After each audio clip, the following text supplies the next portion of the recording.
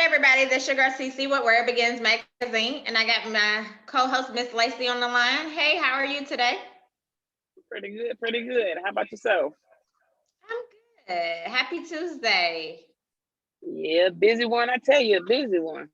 Yes, it has been. But we have a special guest on the line. I'm gonna let her introduce herself of who she is and what she does. Hi, my name's Julie Manriquez, and I am a writer and I guess screenwriter and producer. Um, and my latest film is a short documentary called Spark, a Systemic Racism Story. Um, well, how did you get involved with Spark? So during the pandemic, which was, tough for everybody, I was not working as much as I normally do with writing jobs and that kind of thing. And I was participating. I had participated in several Black Lives Matter marches. I'm in San Diego, Okay. in San Diego County and in LA County. I had gone to a few, like 3 or 4, and then there was one in our smaller suburb of San Diego. And I really had very low expectations for it because it wasn't, it wasn't downtown, it wasn't, an urban setting or anything. And it actually ended up being more impactful than I thought it would be, which was promising. And I ran into some friends of mine there that are creative types, photographer, a documentary filmmaker that is a neighbor and friend, and our what became our executive producers, Tom and Mary Gigax. And they're from Minneapolis, Tom and Mary, and they had a business just 1 mile away from where George Floyd was murdered. And they were very moved, and I mean, as we all were, by the circumstances of what caused the social reckoning and uprising in the country. And they're older, by the way. They're in their 70s, and Wow. they are white people in their 70s, and they said, we want to do something, and we want to do something that's going to make an impact, not just write checks and just donate. I mean, which is all great, and everybody should be doing that. But they wanted to create something. So we got together with some of our creative friends, and they brought me in as a writer on the project, and eventually as an associate producer on the project. And it's a 30-minute non-commercial film, and it is used for teaching, for sharing, for giving white people that are maybe not so apt to grasp the idea that systemic racism actually exists. There are people that don't necessarily believe that. So our goal was to try to speak to those people in a way that isn't condescending and isn't that might actually promote action and action steps. That's a very long answer. I'm sorry about that. Because that goes to my next question. Yes, that goes to my next question was, what do you want the viewers to get out of this film? So I think that we all learned quite a lot in the process of making this film, and we had some really great mentors out of reviewers of the film as well in Minneapolis and in other cities that were helping us through it. And what we all would like people to get out of this film is that it's not enough to just say that you're not racist. It's important to live an anti-racist life daily. So that's our goal, is to get people to turn the corner and not just use the blanket statement, America isn't racist, or blanket statement, I'm not racist, because everybody is. Everybody has biases. Everybody has unconscious bias. And checking in with yourself and doing that self-examination, I think, is our ultimate goal. If that examination leads to action. So Okay. With that. that's the goal. There you go. I got you. Agree with that. And congratulations on this film. Yeah. Thank you. I say thank you as well. Thank you. Yeah. Thank you for even stepping up to even doing this film, being honest. And at this time, anyway, definitely is needed. Definitely needed. Absolutely. And I was really impressed with our executive producers, how they just let the people that needed to come in and make comments. We had, a reverend from a church in Minneapolis who was doing some of the reviewing for us. Tony Sine, who's a retired pro soccer player, and a friend of Tom and Mary Gigax, and he was doing a lot of the reviewing for us. And he'd check us because he's a Black man, and he was like, "Well, you probably shouldn't say it like this. Say it like that." Like, he was just giving us like good advice and trying to get our message across to the masses. For sure, we wanted to go out to everybody because we want everybody to be able to see it and share it. But to make those changes happen, we're trying to speak to the audience that might be a little less accepting of the concepts. So we have clips. It's an aggregate of clips of news and music and we have some fantastic photography from Minneapolis, which was amazing, and really great music in it. I mean, we got the rights to use some great songs, and I think it really came together in a way that none of us expected. The impact it was not what any of us expected. And Tom and Mary, they financed it, and they want no money for it. They want it to be free to all. They want it to be used by all. So we're getting it out to high schools, universities, corporations, diversity, equity, and inclusion departments in organizations and corporations. And we have a small team of people working on getting it out there. And Stanford University is using it now, and we have Boston University using it, and some, big name universities, and then small private universities and high schools, which is really important. Yes. Yeah.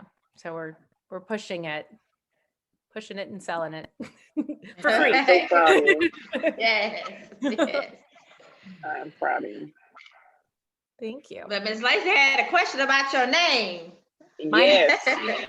Look, after hearing it on your Instagram, I mean, now hearing you as you explain it, now I see why it's Julia Goes Ham. I'm like, okay. Oh, Instagram. Oh, you guys are so funny. That's so great. Do you know that I have kids they're in their 20s now. They're 20, 21 and 23. And when I was, I don't know, 2013 or 2014, when they were young teenagers, they just picked up my cell phone and they signed me up for Instagram. Okay. And they just gave me a name. And I am a fitness teacher. So they always used to say, mom's going ham, mom's doing this, whatever. And so they called it Julie Goes Ham. But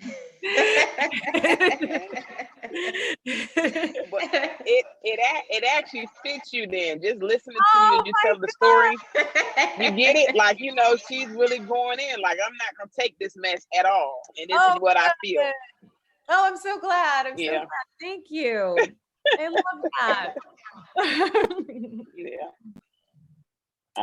Well, talking about filming, what made you get into filming?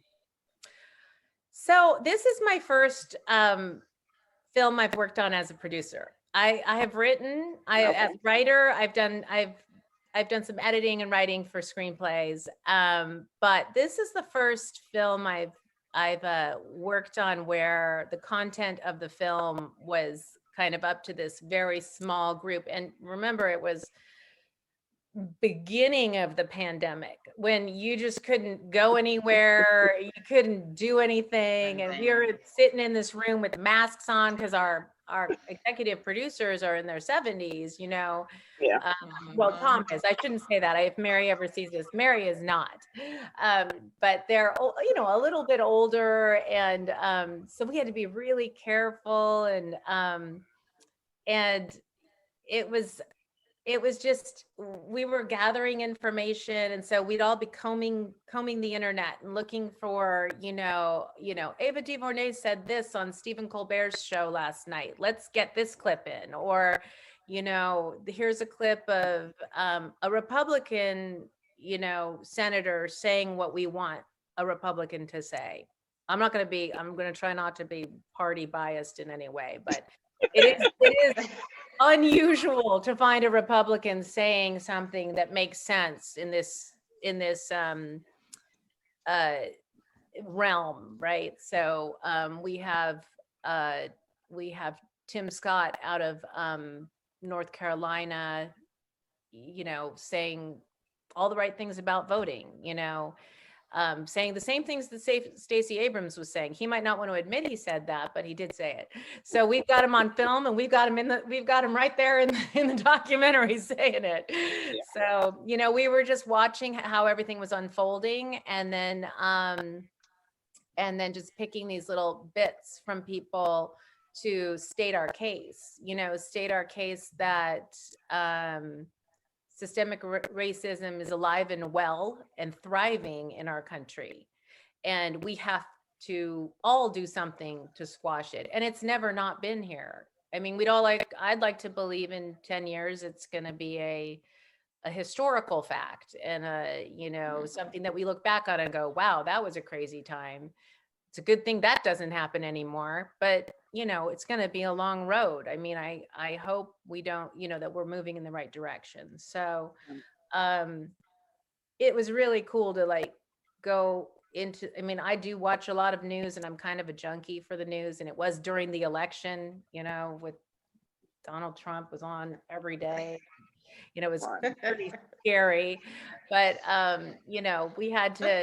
we were looking for all the little sound bites we needed. So that was really cool. I'd never done anything like that before, and it was really awesome to work with this group. Okay. So what are your goals for the next 3 years, or what upcoming projects you have? Well, I have written a screenplay that has been about 3 years in the making of writing, and I'm looking to get it pitched. I've pitched it a little bit. I haven't had a lot of time to work on getting it out there, but it's basically kind of along the same lines. It's more of a women's, like a feminist piece, but it's about a group of friends that go off to the mountains the weekend that Donald Trump is being inaugurated, so they can get away from it. and they end up at a women's march, the first women's march, before Me Too became Me Too. And it's really about how we were also kind of nervous, and it had all this anxiety about this person coming into office that was going to change the way that women are treated and change the way that people of color are treated, and LGBTQ are treated. And it turns out that because he was such a menace to society, everybody kind of activated. And I mean, I think you guys, I'm sure know, can attest to it. You have this podcast, it's like everybody got on board and said, oh my God, we all have to do something. So it's kind of how the Me Too movement was born. So that's what my film is about, how this group of friends goes to kind of get away from it all and not deal with it. And then they get caught up in this kind of a local installment of the Women's March in this small mountain town. And it's what drives them to become more active in their own lives. And it inspires kind of this whole new breed of people men and women who are, you know, thinking differently about women's issues because of the Me Too movement. So, so that's also not the greatest pitch for that movie either. But I have had a little bit of luck with it. So we'll see what happens. I just need everybody to go back to production. Everybody's got to go back to producing. Right. You know, it's Yeah. hard. So. Yes. Yes. But what has been the biggest challenge you've had? With this Writing.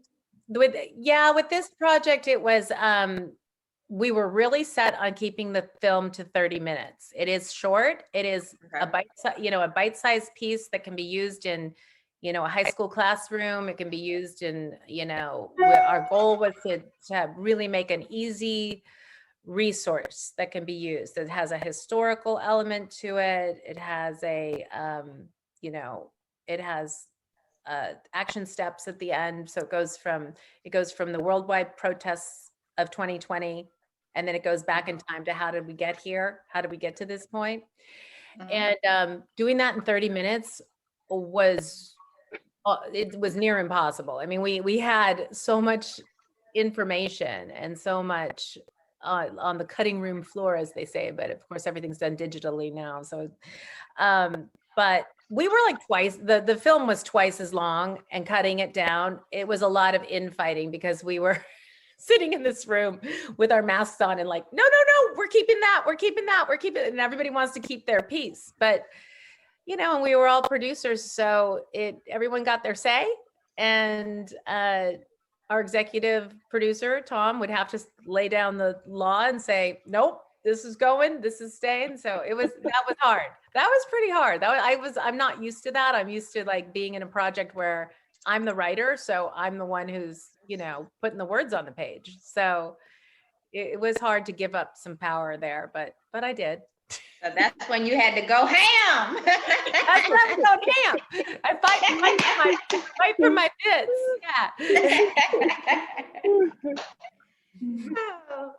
Yeah. What's the best piece of advice you ever been given? Oh my gosh. I think the best piece of advice is to be open, to be eyes wide open. Let whatever's going to happen is going to happen. And opportunity only comes when your eyes are open and ready for it, and keep yourself curious. So I think that, just be curious and keep your eyes open, and be open to have an open heart to what's coming your way. Yeah. I mean, I was at a protest, and I ran into these people, and I could have said no when they said, hey, do you want to help out with this documentary and do some writing and some editing? And I could have just said, oh, I think I'd rather sit on my ass and watch Netflix some more, because that's all I was doing for about a month before this. I was like, that's what we all was doing. I mean, when you think about this time last year, like May of last year, I mean, I was like, this has to end at some point. I'm just going to take advantage of the fact that I can sit on my ass and watch Netflix, right?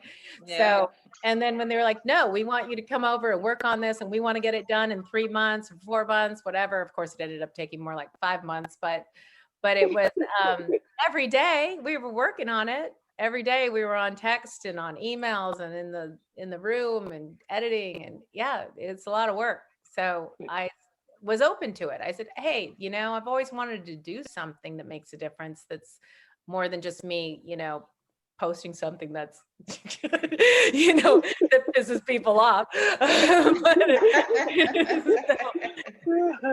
So it was nice. I gotcha. But congratulations. Yes. Miss Lacey, do you have any other questions before we go into our questionnaire? Yes, I do. What else do you do besides the filming? I heard you snippet on the yoga part. Yeah, so I'm a yoga teacher. I have been a yoga teacher for 20 years, and I've been in fitness since I was a kid. Like that's all I did to basically get through high school and college with my spending money. I was teaching fitness from the age of 16 on. So just this morning taught a Pilates sculpt class at the park, and and I do yoga. I teach yoga. Maybe I think I do 3 classes a week of yoga class, and I moved that to Zoom a little bit over the pandemic. We're just coming back to being live again. But I'm old, girls. I've been around. I mean, I've been teaching for 30 years of altogether. Oh, okay. Yeah, it's a long time. So I have Don't that. look it. Thank you. And I still work with students. I started out as a school teacher. I was a high school and middle school teacher. So I still tutor students. Yeah. So those are the other 2 things I do. Awesome. Yeah, because yoga ain't as easy as people think it is. It's not. It's not. It really is. You have all the years under your belt. Now you can Netflix and chill now, huh? Yeah, you know it. But we had 2 questions for you. I'm gonna let Miss Lacey go with hers first. With you filming the 30-minute film that you did, what would you say if you was able to direct it yourself? How would you really put the movie in your aspect now? Oh, that is a good question. So that goes back to the things that we would fight for, right? So I would have left it. You know what? It wouldn't have been as balanced if I did it. It would have been, and I'm not sure that's better. I think it's honestly, in hindsight, I think it's better the way it is. Because if I had had my hands on it only and nobody else, it would have been a little bit more, anti-Trump maybe, or a little more just anti other people in the world that aren't kind of agreeing with what's going on. And that's actually not a great thing, because I think if we're going to turn people, we have to, we don't want them turning it off in 30 seconds. Like one going, oh yeah, just another person trying to, Right. another libtard who wants to like change the world. It's not going to happen. So it would have not been the way it is if it had been mine. I would have put back in some of the more controversial clips we had and controversial people we had. It's more mainstream, which is really not my thing to be really mainstream. So I'm glad it is mainstream now that it's done, that it's a little more balanced. Yeah. Okay. Well, mine's more of a fun question. So mine is, if you can marry a fictional character, who would it be and why? A fictional character. Oh my gosh. Oh my God. I think you watch enough Netflix movies and there's so many. There are so many. I think I would. Oh my gosh, that is hard. Okay, have you guys seen Outlander? I think it's on. I think I watched it on Netflix. It takes place in Scotland in like the 1700s, but the guy in it, super hot. Do you know his name? Sam Hahn. I think Sam Hahn. And the Hahn is spelled in a weird way, like Haughn. Sam. I'm gonna have to look him up. He's German. But see, he's also kind of dirty, because it was those days when you couldn't get a shower all the time. So maybe not, but maybe from, I'm such a nerd. I'm from Game of Thrones. Like there's so many Game of Thrones. But just pick one and just tell us why you picked him. Okay, Jon Snow, because he's a badass. He's a really, he can protect you, and but yet is, you know, pretty open to for it being like the time frame was, I think, like 1200s or something. Mhm. That he was pretty much a man of the millennium. You know, he understood that women could do and say what they needed to say, and he had a lot of respect. So, Okay. and he's just short, but he's very handsome. Way too short. You know, they never put him next to a tall woman on that show, because he, you know, if I look at eye to eye, maybe not. But you know, in theory, yes, in theory, John. Gotcha. Okay. Okay, well, before we get off, just tell everybody where they can follow you. Okay, so our website is spark-doc, D-O-C, like Spark documentary, spark-doc.com. And that's our website, where you can click on our full 32-minute version. And there's also a reduced version that is 18 minutes, which is also a great way to watch the film in a little condensed version. So spark-doc.com, and Julie Goes Ham with _Julie_goes_ham is my Instagram. And then Spark Doc it's just plain Spark Doc with no hyphen on Instagram, Facebook, TikTok, LinkedIn, all of them. All of them are just Spark Doc. Well, I want to say thanks for interviewing with us. This was fun, and I'm glad to have met you. Go ahead, Miss Julie Guy Ham. Continue your journey, you know, and I wish you luck on your films and writing and everything. And we're really grateful for what you're doing. So keep it up. And thanks for being in this MAIS issue that's coming up, women's empowerment. So I really want to give thanks to you on that. And Miss Lacey, you have anything you want to say before we get out? Yes, I want to definitely tell you thank you, and keep doing what you're doing. And your name fits. Julia Goes Ham. I'm proud of you. Thank you. Well, we have to pick with you. Thank you. Proud of you. I appreciate you both. Thank you so much. Thank you. You have a blessed Tuesday, and be safe. You too, ladies. Nice meeting you. See you later. Bye.